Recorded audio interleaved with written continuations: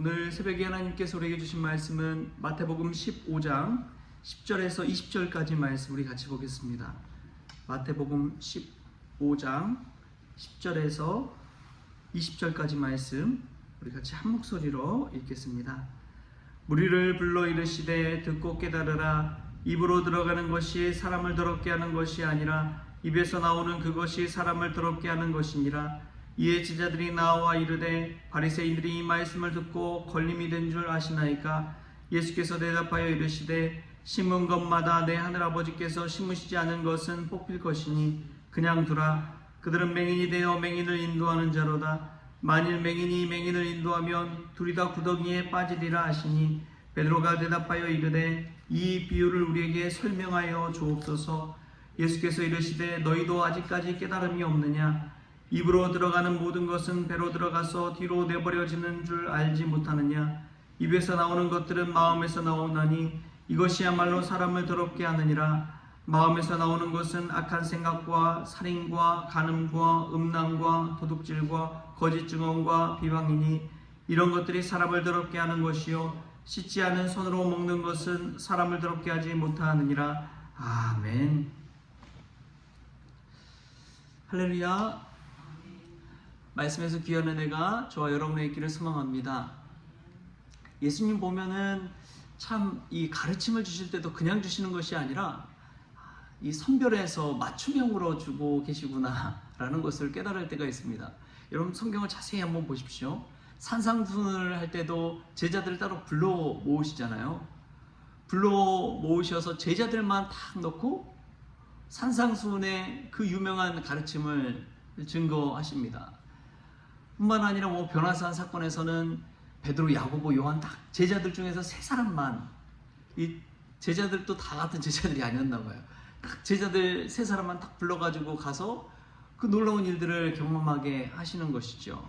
근데 오늘 또 말씀에 보니까 10절에 무리를 불러 이르시되 듣고 깨달으라 하고 무리들을 불러서 비유의 말씀으로 가르치고 계십니다. 그러니까 예수님은 때와 장소에 따라서 이 듣는 회중에 따라서 듣는 가르침을 비유로 하고 또 비유풀이로 하고 또 해석해주고 특별한 경험을 하게 하시고 그런 것을 볼 때에 예수님께서 선별해서 회중에 따라서 가르치고 계시구나 라는 것을 우리가 알 수가 있습니다. 예수님은 그냥 똑같은 하나님의 말씀이더라도 그렇게 다르게 가르치신 것이죠. 우리도 믿음 안에 살아갈 때에 우리가 세상 안에서 세상 사람들과 똑같이 그렇게 살아가는 것이 아니라 믿음의 눈으로 뭔가 좀 거룩하게 구별되고 다르게 살아가는 그런 크리스천들 다 될 수 있기를 주님의 이름으로 축복합니다. 오늘 예수님은 참 대놓고 이런 말씀을 합니다. 우리 11절 말씀 우리 같이 한번 읽어볼까요? 11절 시작. 입으로 들어가는 것이 사람을 더럽게 하는 것이 아니라 입에서 나오는 그것이 사람을 더럽게 하는 것이니라. 아멘. 이것은 그냥 왜 당신의 제자들은 떡 먹을 때 손도 씻지 않고 더럽게 먹습니까? 왜 정결법을 어깁니까? 이렇게 지적하는 비난하는 바리새인과 서기관들 들으라고 하는 것이지요. 근데 그 사람들 뿐만 아니라 거기 있는 많은 사람들, 회중 무리들, 그 무리들 앞에서 그러한 일을 대놓고 한다는 것은 누구를 사실은 대상으로 삼고 이야기하는 거예요? 예수님께서 바리새인과 서기관들 들으라고 한 거예요. 모든 사람들에게 말하지만 곧 그것은 바리새인과 서기관이 말한 것이 잘못되었다라고 이야기하는 것이죠. 떡을 손 씻지 않고 먹는 것이 더러운 것이 아니다. 밖에서 그 떡이 사람을 더럽게 하는 것이 아니라 그 떡을 먹고 있는 것을 더럽다고 생각하는 그런 바리새인과 서기관들이 잘못되었다라고 이야기하고 있는 것입니다. 넓게 들으면 그 말이 무슨 말인가 싶죠. 이 정결법을 어긴 제자들을 비난하는 바리새인들. 그런데 그 비난이 예수님은 맹인에 관해서 이야기하는 비유로 다시 한번 풀어서 설명을 해주십니다. 여러분, 맹인들은 어떤 사람들입니까? 앞을 보지 못하는 사람들입니다. 바리새인과 서기관들을 맹인으로 비유해요. 그러니까 눈뜬 장님이라고 보시면 됩니다. 실제로 앞을 보지 못하는 사람이 맹인이 아니라 앞은 다 보면서도 깨닫지 못하고 알지 못하는 사람이 맹인이다 라고 이야기합니다. 그 맹인들이 바리새인과 서기관이다 라고 예수님은 그렇게 책망하시는 것이죠. 그 맹인이 인도하다 보니까 그 맹인을 따르는 사람들도 다 구덩이에 빠지게 된다는 거예요. 이건 때로는 정말 무서운 말씀입니다. 왜냐하면 그 당시 유대 사회의 리더, 지도층이라고 하면은 이 서기관들이었거든요. 서기관들의 권위가 대단했습니다.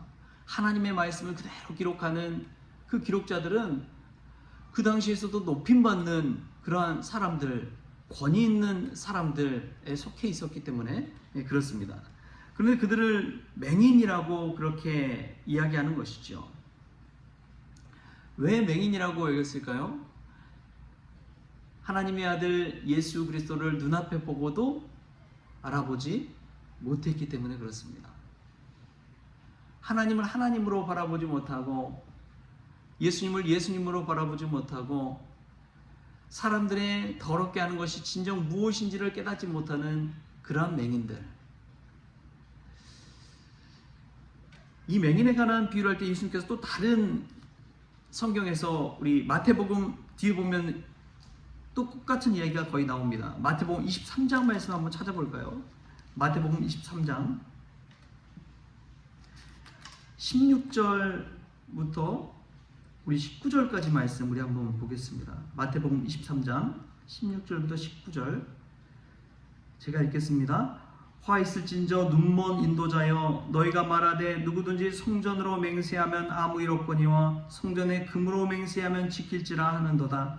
어리석은 맹인들이여 어느 것이 크냐 그 금이냐 그 금을 거룩하게 하는 성전이냐. 너희가 또 이르되 누구든지 제단으로 맹세하면 아무 일 없거니와 그 위에 있는 예물로 맹세하면 지킬지라 하는도다. 맹인들이여 어느 것이 크냐 그 예물이냐 그 예물을 거룩하게 하는 제단이냐. 아멘. 여러분, 여기서도 맹인에 관해서 똑같이 얘기하는데 예수님이 이 성전에 있는 금, 성전을 보고 지켜야 되는데 성전에 있는 금을 보고 지키라고, 꼭 지켜야 된다고, 금으로 맹세하면 지켜야 된다. 또 재물을 보고 예물을 보고 맹세하면 지키고 지켜야 되고, 제단으로 맹세하면 아무 일 없다고 이야기하는 그것을 맹인이라고 그래요. 이 맹인의 비유를 듣다 보면은 그렇습니다. 눈앞에 보여지는 귀한 것들, 거기에 우리의 눈과 마음을 뺏기다 보면 여러분 다 같은 돈이라도 헌금을 하나님께 앞에 거룩하게 드리는 걸 성물이라고 그러잖아요. 예물이라고 그러잖아요. 그런데 그 예물이 거룩해질 수 있는 이유는 성전에서 드려지기 때문에 그렇습니다. 성전에서 하나님께 드려지기 때문에 거룩하게 여김받는데 그것을 깨닫지 못하고 바라보지 못하고 우리는 그 예물 자체만, 그 금덩이만 귀하게 여긴다는 것이죠. 이러한 사람들, 잘 못 보고 깨닫지 못한 사람들을 예수님은 맹인이라고 그렇게 이야기했습니다. 여러분, 얼마나 안타까운지 몰라요. 그 당시에 그렇게 많이 배웠다는 바리새인과 서기관들이 왜 하나님의 아들 예수 그리스도를 바라보지 못했을까요? 알지 못했을까요? 베드로 같은 어부들은 예수님을 알아보고 자신의 모든 가족들까지 다 생계까지 생업까지도 내려놓고 예수님을 따르는 삶을 택했는데 왜 예수님을 알아보지 못하고 오히려 비난하는 삶을 살았을까요? 맹인 아닙니까? 우리도 믿음 생활하면서 때로는 맹인처럼 살아오고 있지 않나 하는 생각이 듭니다. 한국교회도 그렇게 돼가는 것 같아요. 큰 건물과 좋은 시설과 이게 교회라고 착각해가지고 정말 하나님 앞에 기도하는 한 사람 한 사람이 모이는 것이 교회인데도 불구하고 그것을 바라보지 못하고 마치 큰 교회가 큰 믿음인 것처럼 그렇게 착각해버리지는 않는지. 여러분, 하나님이 계신 곳이 성전인 줄 믿습니다. 성령님이 거하는 곳이 성전입니다. 그래서 우리 성령님 모시고 살면 우리가 거룩한 성전이잖아요. 오늘 그 말씀의 은혜를 우리가 깨달았으면 좋겠습니다. 밖에서 들어가는 것이 더러워지는 것이 아니라 그것을 바라보는 우리의 마음이 더러워졌다는 것을 우리가 깨닫는 은혜가 있기를 바랍니다. 오늘 말씀 속에서 보면은 또 예수님은 보여지는 것이 아니라 이 마음에서 나오는 것, 그 악한 생각이 사람을 더럽게 한다고 이야기합니다. 18절 19절에 이렇게 이야기해요. 입에서 나오는 것들은 마음에서 나오나니 이것이야말로 사람을 더럽게 하느니라. 마음에서 나오는 것은 악한 생각과 살인과 간음과 음란과 도둑질과 거짓 증언과 비방이니. 여러분, 예수님은 보여주는 현상, 물질 이것보다도 그 현상과 물질을 해석하는 우리의 마음이 더러워졌다고 이야기하는 거예요. 누군가를 비난할 때 여러분 똑같은 것을 바라보더라도요, 마음이 깨끗한 사람과 마음이 더러워진 사람이 보는 것이 다릅니다. 달라요. 이전에도 한번 이야기했죠. 한 목사님이 이제 미국에서 열심히 공부하고 유학하고 이제 교회에 부임했습니다. 근데 이분이 영어 설교를 되게 잘했나 봐요. 그래서 영어 설교로 막 이제 성도들 앞에 이야기하니까 이제 부임해서 그 목사님을 바라보는 성도님들이 와, 우리 목사님 진짜 영어 잘하신다고, 영어로 설교하신다고, 얼마나 인텔리고 정말 최고의 목사님이라고, 그런 목사님이 왔다고 그랬는데 한 2, 3년 지나고 나니까 우리 목사님 영어로만 설교해가지고 알아들을 수가 없다고 뭔 말인지 알아들을 수가 없다고, 은혜를 받을 수가 없다고. 여러분, 그 목사님 변했어요? 아니면 성도들이 변했어요? 처음에 그 마음이 달라진 것이지요. 우리가 현상과 문제를 바라볼 때 어떠한 마음으로 바라보느냐가 참 중요합니다. 무더위 폭염 속에서 보낼 때 이 무더위 언제 가나 이런 마음 가지고 사시는 분들이 있죠. 또 장마철 오니까 비가 와서 돌아다닐 수가 없어, 언제 맑은 날 오냐, 이런 생각하시는 분들이 있죠. 누구나 그런 생각할 줄 믿습니다. 그런데 그 속에서도 감사함과 고마움을 바라보는 이들이 있습니다.